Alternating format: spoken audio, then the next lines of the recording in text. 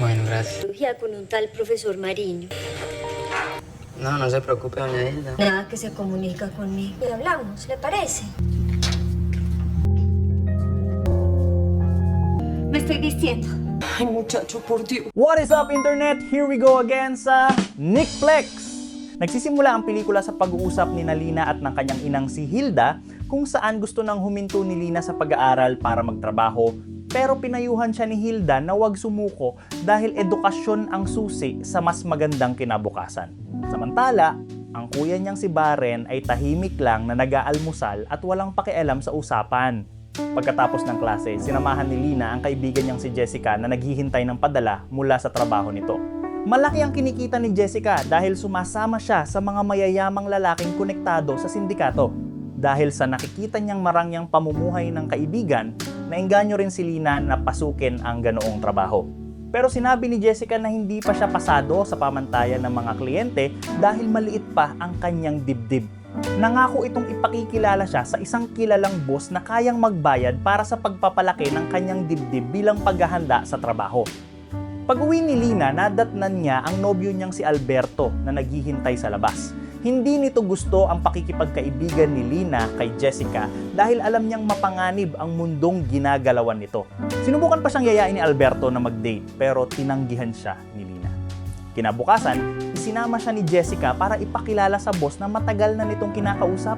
Pero pagdating nila roon, ang kasama niyang babae lang ang pinili ng boss para samahan ito kaya naiwan lang siyang naghihintay sa sala. Nang mabagot, lumabas siya at tumambay sa tabi ng swimming pool. Maya-maya, nilapitan siya ng isa sa mga miyembro ng grupo. Habang nag-uusap, nalaman ng lalaki na desperado si Lina na makakuha ng pera para sa operasyon.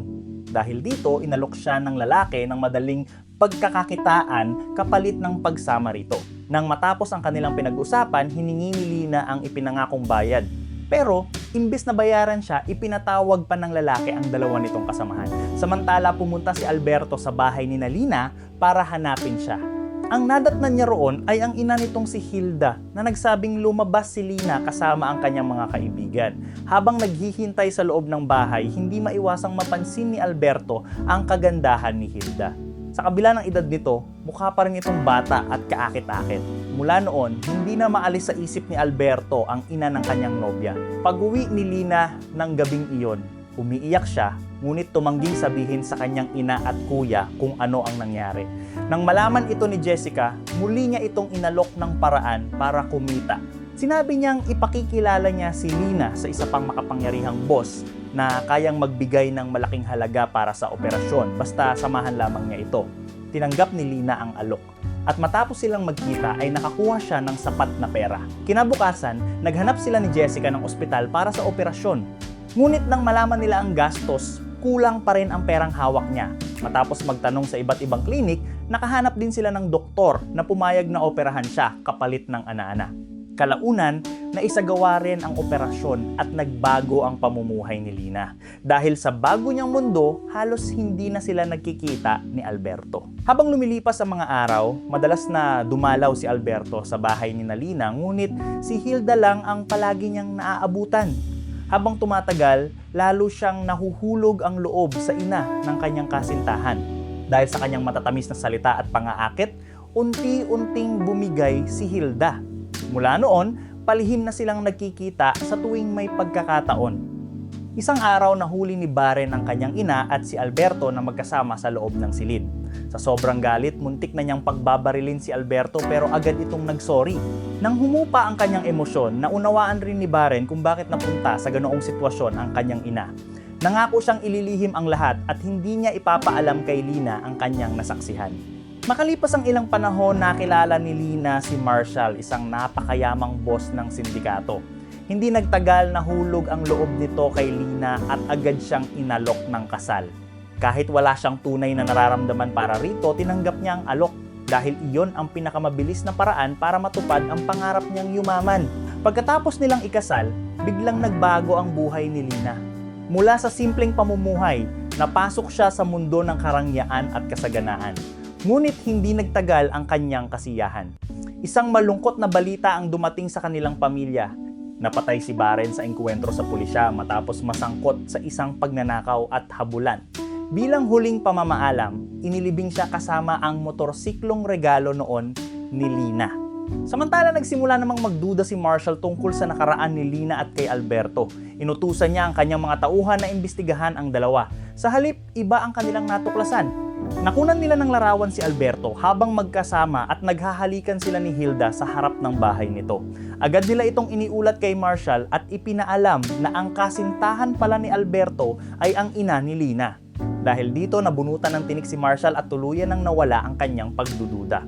Nagising si Lina na may pananakit sa dibdib at balak sanang sabihin kay Marshall, subalit nakita niya ang litrato ni na Alberto at Hilda na magkasama.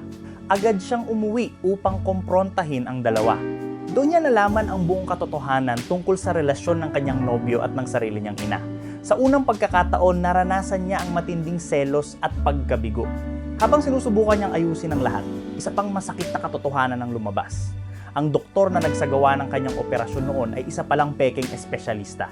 Dahil sa maling procedure, nagkaroon siya ng malubhang impeksyon at kinailangang alisin ang inilagay sa kanyang dibdib upang mailigtas ang kanyang kalusugan. Habang nagpapagaling si Lina matapos ang operasyon, palihim namang nilalapitan ni Jessica ang kanyang asawa na si Marshall. Unti-unti ring nabunyag na matagal na palang naiinggit si Jessica sa marangyang buhay na tinatamasa ni Lina at gusto niyang maagaw ang lahat ng ito. Pagkatapos ng operasyon, nalaman ni Lina ang pagtataksil ng dati niyang kaibigan. Dahil sa matinding galit, tinawagan niya ang isa sa mga tauhan ni Marshall at iniutos na ipapatay si Jessica. Ibinigay pa niya ang eksaktong lokasyon at detalyadong paglalarawan ng suot ng target upang hindi ito magkamali. Pero bago maisagawa ang plano, isang nakakagulat na pangyayari ang naganap. Ang babaeng natunton ng mga tauhan ay hindi pala si Jessica kundi si Lina mismo. Dahil sa pagkakamali at serye ng mga pangyayaring hindi na niya nakontrol, siya ang naging target ng sariling ipinagawa niyang utos.